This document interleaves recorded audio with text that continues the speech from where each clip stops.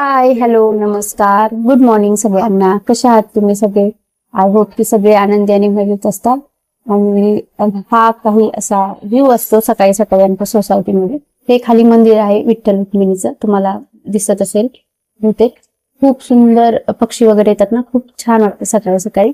आणि हा रविवारचा व्हिडिओ आहे, म्हणजे जो चौथा रविवार आहे आपला पौष महिन्यातला त्याचा. तर सकाळी सकाळी सगळी कामं आवरून घेतली होती, म्हणजे जे प्रेफरेबल असतात ते, म्हणजे मुलांचा नाश्ता किंवा झाडून वगैरे वगैरे अशी जी कामं असतात ती आवरून घेतली होती. देवपूजा वगैरे करून घेतली होती दररोजची. आणि त्यानंतर मग आपल्या पूजेला सुरुवात केली होती. तशी तर ही पूजा ना सकाळीच करतात, म्हणजे लवकर उठून सूर्य उगवण्याच्या वेळेला वगैरे ही पूजा करतात. पण माझं काय होतं ना की मुलांना नाश्ता वगैरे लागतो सकाळी. त्यामुळे मग दररोजच्या प्रमाणे उठलं की मग मुलांना नाश्ता वगैरेच रविवारी करून देते आणि नंतर मग माझ्या या पूजेला सुरुवात करते. नाहीतर मग काय होतं, मुलं सततची पूजा आपण करत राहतो आणि मुलं मागे राहत राहतात की मम्मा खायला दे खायला दे काहीतरी.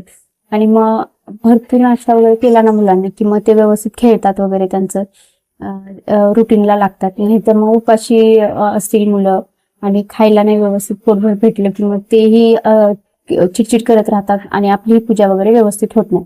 म्हणून मग मी त्यांना जे आपलं रुटीनचं माझं राहतं, सकाळी उठलं की नाश्ता वगैरे काही असेल तो तो करून देते आणि नंतरच या पूजेला सुरुवात केली. तर पूजा नॉर्मल आपण जशी मांडतो कोणतीही, तशीच स्टार्टिंग वगैरे मी केली होती. म्हणजे बाहेर गॅलरीमध्ये ही पूजा मी मांडली होती, कारण तुळशी जवळ करतात म्हणून. माझी तुळस जशी गॅलरीत आहे ना, मग मस्त असं सेट करून घेतलं होतं. सूर्यनारायणाचा हा फोटो आहे ना, तो मी लास्ट संडेलाच आणला होता. खूप दिवस झाला मला आणायचा होता म्हणून मग मी तो आणला फायनली.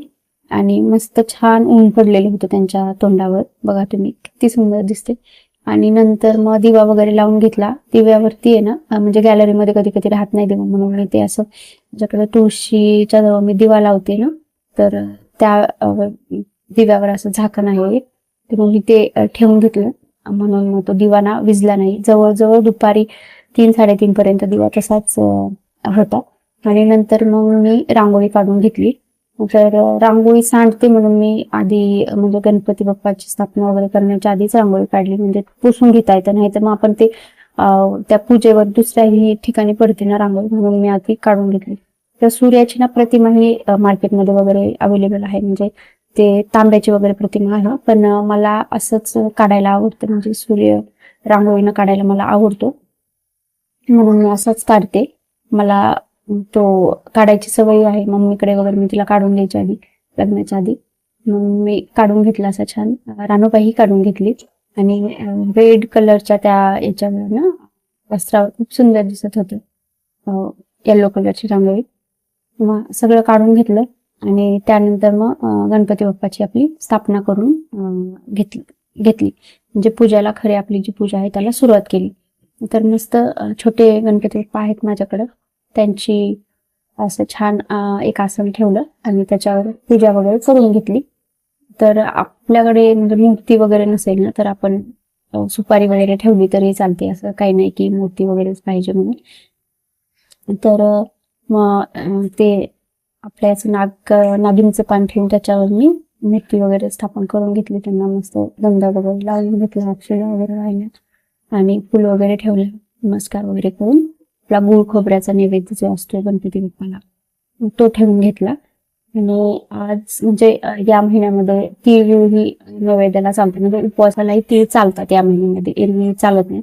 पण पौष महिन्यामध्ये तीळ पण चालतात. तिने तिळाच्या चिक्की केली होती, म्हणजे वड्या केल्या होत्या, त्याही आज नैवेद्याला ठेवल्या होत्या. त्यानंतर जे सूर्य भगवानाला पाणी वगैरे आपण घालतो ना, त्याचा ते एक हे भरून ठेवला, पेला भरून ठेवला. मस्त अक्षदा वगैरे टाकल्या त्याच्यामध्ये, फुल वगैरे अर्पण केलं. आणि नंतर मग सूर्य भगवान जे आपले आहेत त्यांना अक्षदा वगैरे लावून घेतलं.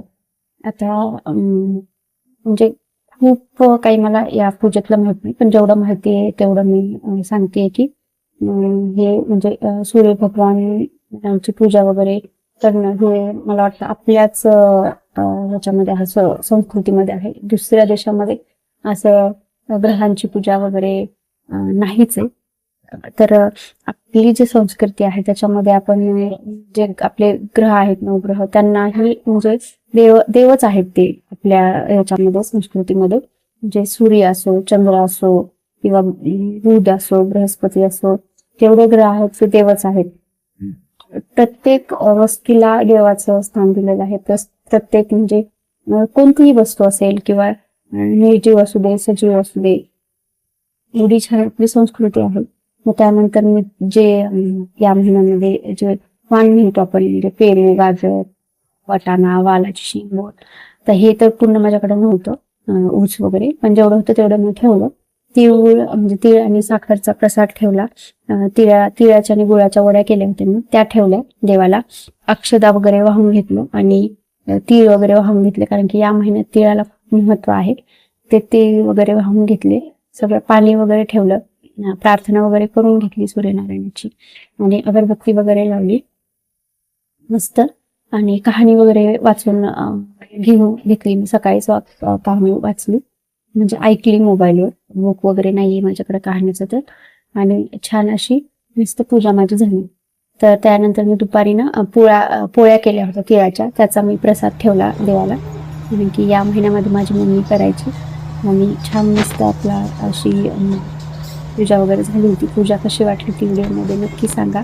आवडली असेल तर लाईक करा, शेअर करा, सबस्क्राईब करा, आणि thank you for watching my video.